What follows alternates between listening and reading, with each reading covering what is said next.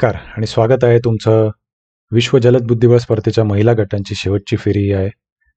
इंडोनेशियाची Irene सुकंदर ही भारताच्या कोनेरू हम्पीशी खेळत आहे आणि या शेवटच्या फेरीअखेर 7 खेळाडू 7.5 गुणांवर आघाडीवर आहेत आणि त्यात कोनेरू हम्पी सुद्धा सामील आहे.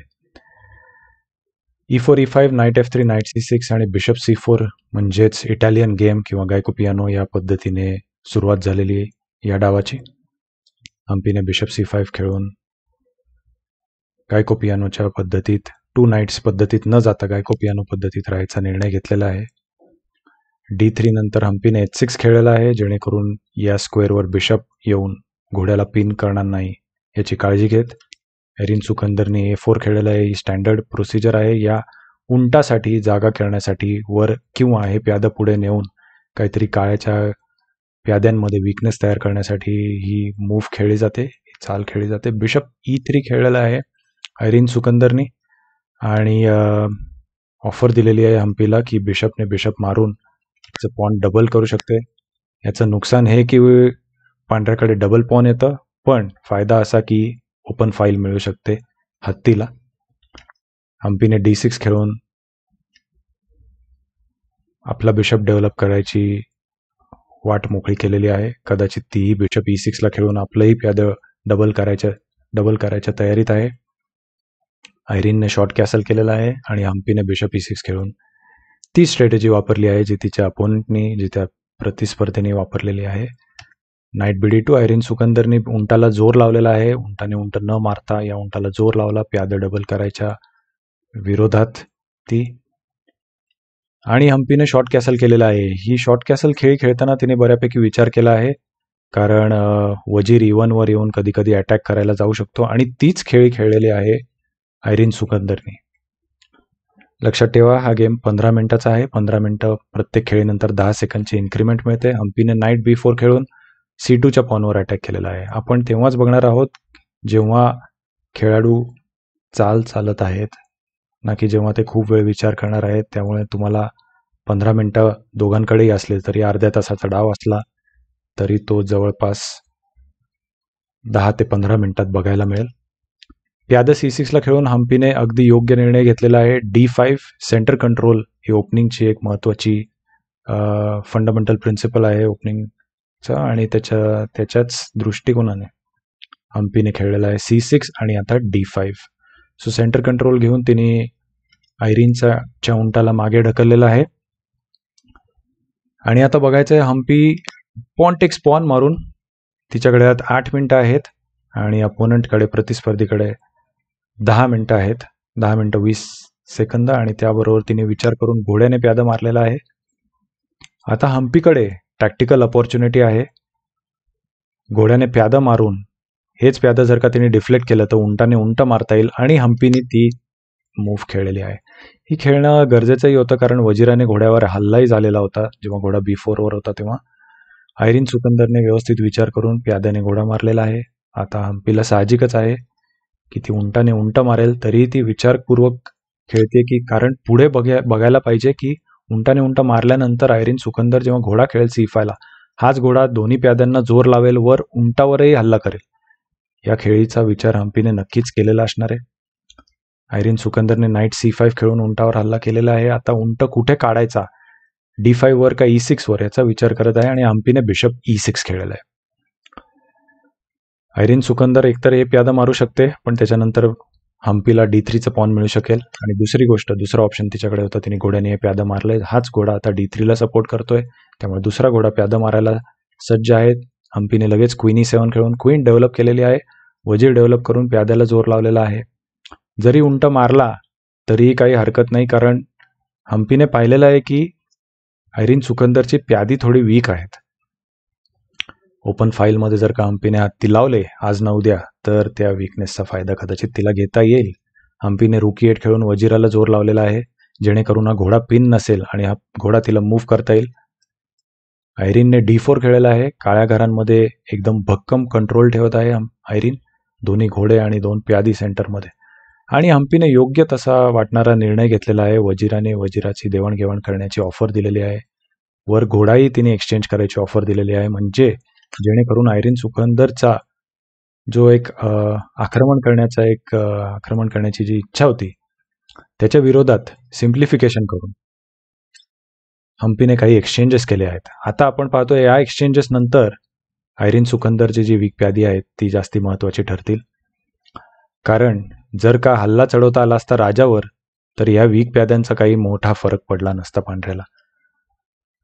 त्याचबरोबर आयरीनने रुक E1 खेळून E3च्या पॉनला सपोर्ट केलेला आहे.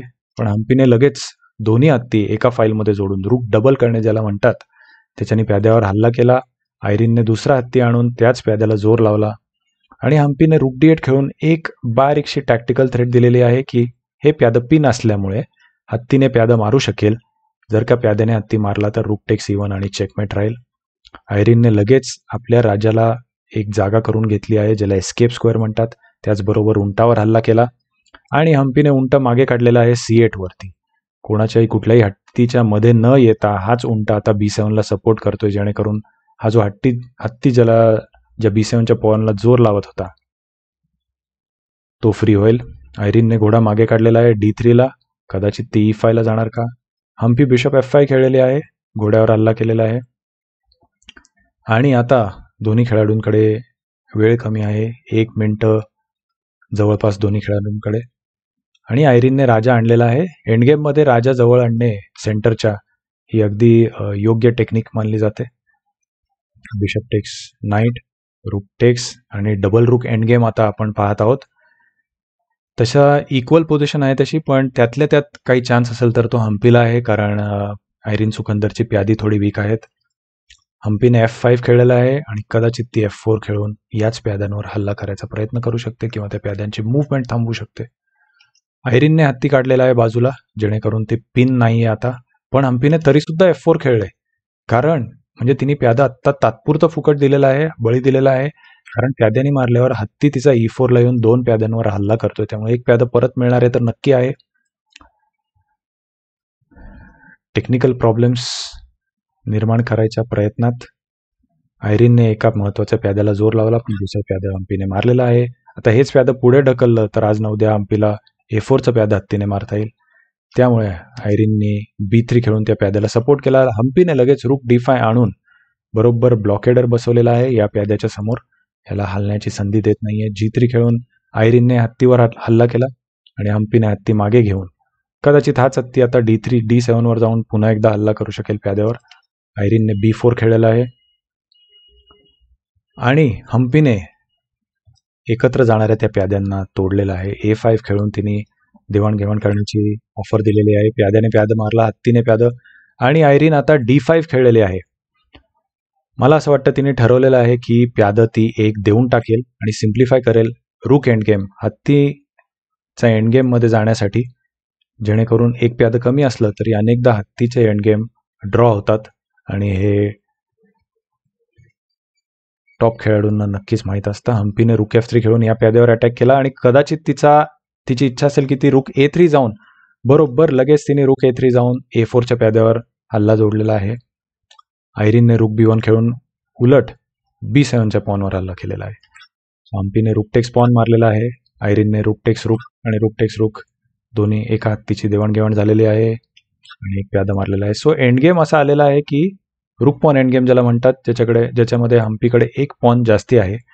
पण शक्यतो ग्रँडमास्टर लेवलवर असे एंडगेम ड्रॉ होतात, बरोबरी साधली जाते, कारण जिंकायचे चान्सेस टेक्निकल प्रॉब्लेम्स असतात, जिंकणं सोपं नसतं. पण आयरीननी एक त्यातल्या त्यात हम्पीला चान्स दिलेला आहे. रुक B6 खेळून काळ्याच्या राजाला ती थांबवू शकली असती गेममध्ये येण्यापासून, पण तिने ती संधी गमावली आणि हम्पीचा राजा पुढे आलेला आहे.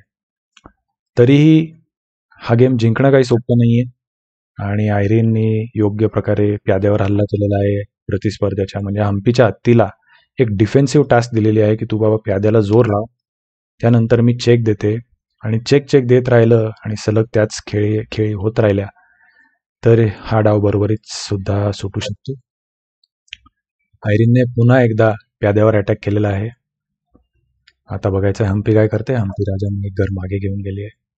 एकच फायदा या गोष्टीत या एंडगेममध्ये आहे हम्पीला की एक प्यादा एक्स्ट्रा असल्यामुळे कदाचित हत्ती एक्सचेंज करणं आयरीनला जमणार नाही. आयरीनने G4 खेळला, हम्पीने H5 खेळून आणि इथे या ठिकाणी आयरिनला पॉन टेक्स पॉन मारायची गरज होती, पण ती किंग F4 खेळलेली आहे आणि ही एक चुकीची मूव्ह आहे. हम्पी या संधीचा फायदा घेते की नाही हे बघायला हवं.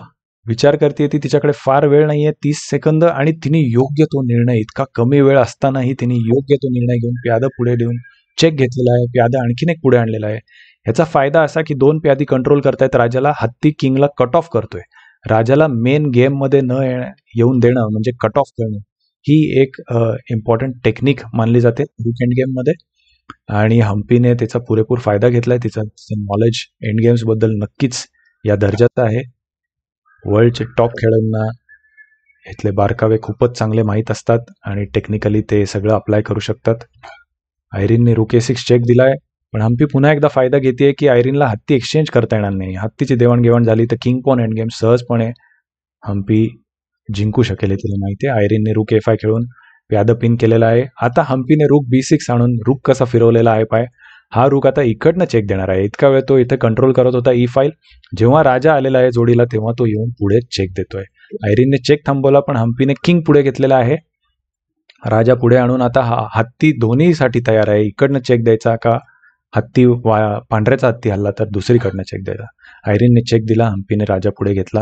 आयरिनने प्याद्यावर हल्ला केला आणि हम्पीने चेक दिलेला आहे, कारण तिला माहीत आहे की आयरिनच्या राजाला फार काही जागा नाही आहेत. जरी किंग A2 गेला तरी ती पुन्हा एकदा जर का चेक दिला तिने तर त्या राजाला पुन्हा याच ठिकाणी यावं लागेल. F5 मध्ये F2 वर आलेले आहे आणि पुन्हा एकदा हम्पीने किंग कट ऑफची पोझिशन मिळवलेली आहे, आणि ती पण 1-2 चेक देऊन, म्हणजे एकही मूव वाया न घालवता. रूक C5 चेक. आयरिन प्रयत्न करत आहे, पण हम्पीला नक्कीच माहिती आहे की ही पोझिशन तिची विनिंग पोझिशन आहे, जिंकायची पूर्णपणे संधी आहे तिला. आयरिन रूक C8 खेळलेली आहे. हम्पीने प्यादं पुढे ढकललेलं आहे. फक्त एवढंच बघायचं आहे की आता वेळेच्या अभावाने कुठली ब्लंडर होत नाही ना, कुठली घोडचूक होत नाही ना. पण तसं या परिस्थितीत, या एंड गेममध्ये, या विनिंग पोझिशनमध्ये घोडचूक होणं फार अवघड आहे, आणि हम्पी हे आपल्या इमोशन्सवर पूर्णपणे कंट्रोल ठेवून एक एक चाल पुढे नेत आहे. राजा तिने पुढे आणलेला आहे. हाच राजा एंड गेममध्ये, जेव्हा मिडल गेममध्ये राजा कॅसलिंग करून कोपऱ्यात सेफ ठेवला जातो, सुरक्षित ठेवला जातो, एंड गेममध्ये हाच राजा पहा कसा प्याद्याला जोर लावत पुढे येत, हत्तीला जोर देत, मदत करत पुढे वाटचाल करत आहे. आणि किंग C3 एरिनने चेक दिलेला आहे. किंग C2, रूक A2 चेक, किंग B3, आणि आता हत्तीला फार जागा उरलेल्या नाहीत, कारण किंग C3 येऊन प्याद्याला जोर देऊन आणि प्याद्याचं प्रमोशन होऊन क्वीन होणार आहे, आणि आयरिनने हार मानलेली आहे. हम्पी जिंकलेली आहे, आणि तिला कदाचित हे ठाऊक नाहीये की ती विश्वविजेता झालेली आहेत रॅपिड सेक्शनमध्ये महिला गटात, कारण इतर डाव चाललेले होते आणि त्यांच्यात बरोबरी झाले ही तिला माहीत नव्हतं. आणि हम्पी वर्ल्ड चॅम्पियन झालेली आहे, वर्ल्ड रॅपिड चॅम्पियन पुन्हा एकदा 2019 नंतर 2024 साली हम्पी, कोनेरू हम्पी भारताची वर्ल्ड रॅपिड चेस चॅम्पियन झालेली आहे महिला गटात.